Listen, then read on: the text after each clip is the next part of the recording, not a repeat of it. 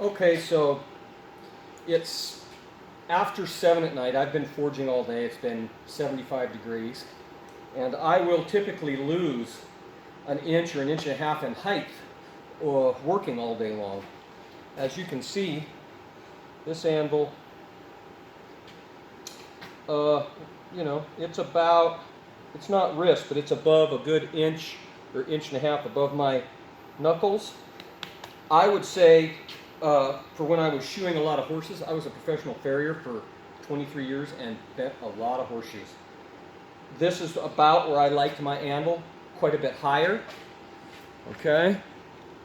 So this is a big hay button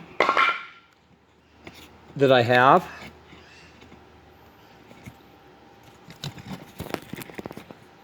I don't know that that's going to stand. Here, we'll do it this way. Okay. Again, this anvil now, it's over my knuckles, but as you can see, I've got this one sitting on about 3 inches of dunnage. So I can lower this anvil a lot depending on what I'm hammering on. If I have a striker, this is the biggest anvil I have. I have no idea how big it is. I think it's well over 200 pounds. So I have it sitting, higher too, above my knuckles.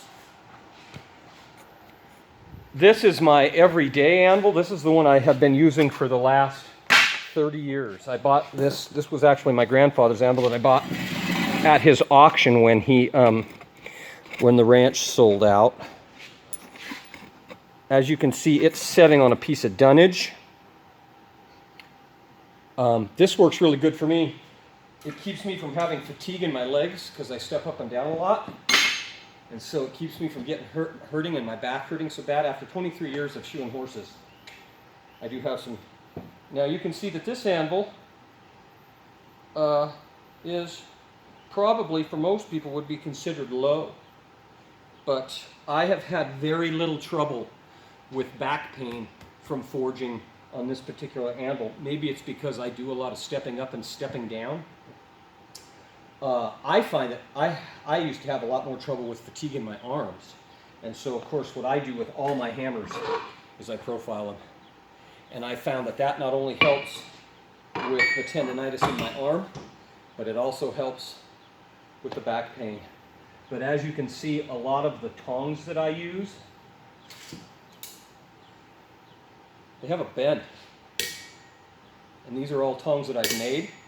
And so that makes a difference in your hammering, right? I can flex out this way more. My tongs lay flat because they're bent. They have, and that's just naturally how they are. Almost all of them actually end up that way. And I don't know if that's maybe a subconscious thing. They get hot. When they get hot and I'm pushing on them, and they tend to get a dish in them. But almost all of my tongs, almost all of them, none of them are square. This pair is probably square because that's a pair of diamonds. I didn't buy that pair, and they aren't too old, so they haven't had a chance to twist. But almost all the ones I make have a little arch in them. And I think that makes a big difference too. It keeps you from having to roll your shoulders over. Joey, thanks for the great videos, man.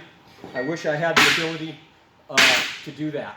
I do a thing on TikTok now, little 1-minute videos I call Blacksmith Tip of the Day. Anyway, man, thanks.